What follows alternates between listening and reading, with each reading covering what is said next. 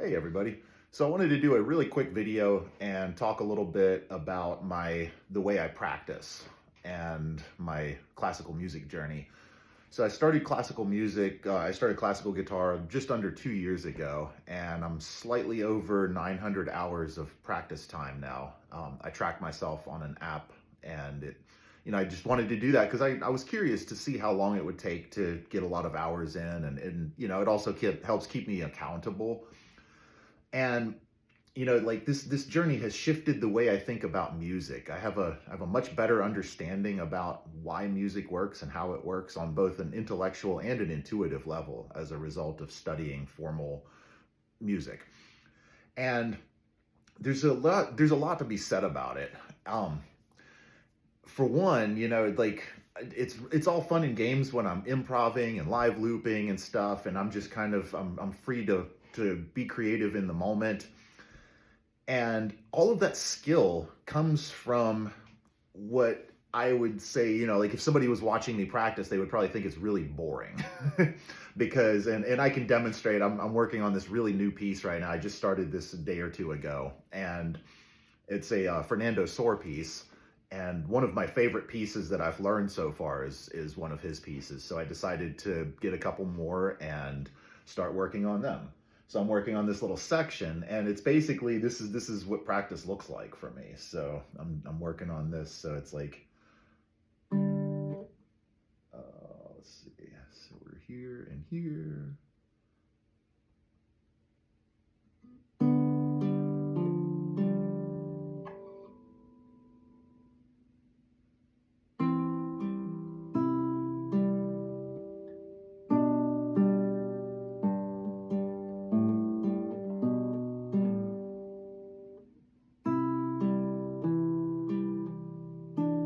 Nope.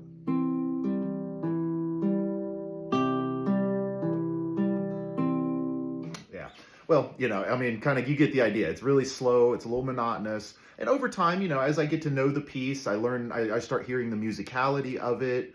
And, eventually you memorize it. And then what happens is there's a synergy between the composer and the player where we're kind of in, like I get the music in my mind, I learn it, and then I can embellish it. I can add, I can add accents, I can stretch things out or compact the time a little bit versus just playing it like a metronome where it's all robotic and stuff. And, a lot of people say there's no creativity in classical music, and I highly disagree with that because there's a lot of freedom for the player to add his own or her own philosophies and thoughts and ideas about how music should sound.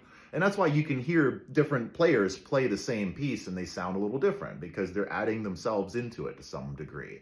And that's to me where the soul of it comes from.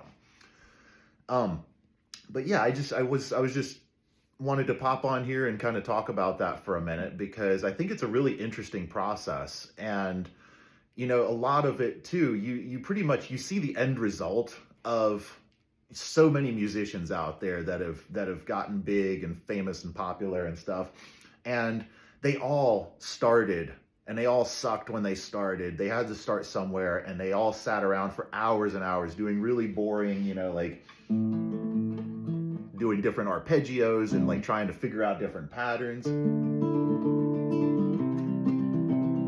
or like like just whatever, I mean, it's hours and hours and hours of days and weeks and months and years of sitting here and just basically meditating with your instrument. And this is what I do. I mean, I try to shoot for 2 hours a day of dedicated practice. A lot of times I fall short on that, but I have a non-negotiable clause for myself that once I started this journey, I was like, I'm gonna pick up the guitar every single day, at least for a little bit, for the rest of my life, no matter what, unless I'm dead or I lost my hands or something. So this is just me trying to document my journey here. And yeah, I hope you enjoy it, and I hope it helps you if you're a musician as well to keep digging in and doing your thing, because it's sitting down and actually working on the boring stuff that makes you an amazing musician. So this is Simon Samadi signing out. Have a good day.